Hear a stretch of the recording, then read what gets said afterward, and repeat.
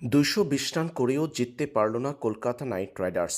ওয়াংখেড়ে স্টেডিয়ামে কলকাতা নাইট রাইডার্সের এমন হারের পর ব্যাটিং, বোলিং, ফিল্ডিং ৩ বিভাগে ৫ ভুলকেই দায়ী করা হচ্ছে।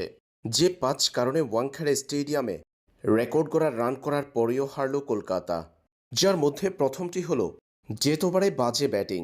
কেকেআরের শুরুটা ভালো ছিল, ৮ ওভারের মধ্যে ১০০ পার হয়ে গিয়েছিল।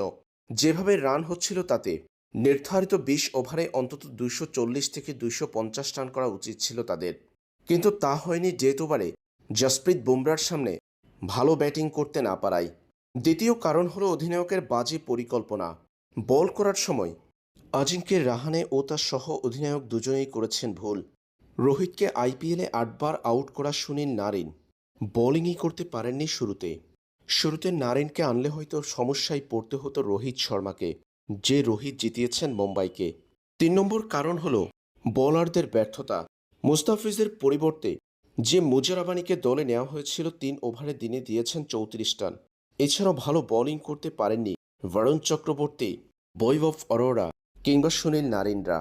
৪ নম্বর কারণটি হলো ২৫ কোটি রুপির ক্যামেরন গ্রিনের ফ্লপ শো। কলকাতার সবচেয়ে দামি এই ক্রিকেটার ব্যাটিংয়ে নেমে ১০ বলে কেবল করেছেন ১৮ রান, ওটুকুতেই শেষ। এরপর আর তাকে দিয়ে বোলিং করাননি আজিঙ্ক্য রাহানে। অথচ অলরাউন্ডার হিসেবে ২৫ কোটি ২০ লাখ রুপিতে তাকে দলে নিয়েছিল কেকেআর। দলের সবচেয়ে দামি ক্রিকেটারের এমন হারিয়ে যাওয়া কেকেআরকে ডুবিয়েছে এদিন। এছাড়াও ৫ নম্বর কারণটি হলো ক্যাচ মিসের খেসারত।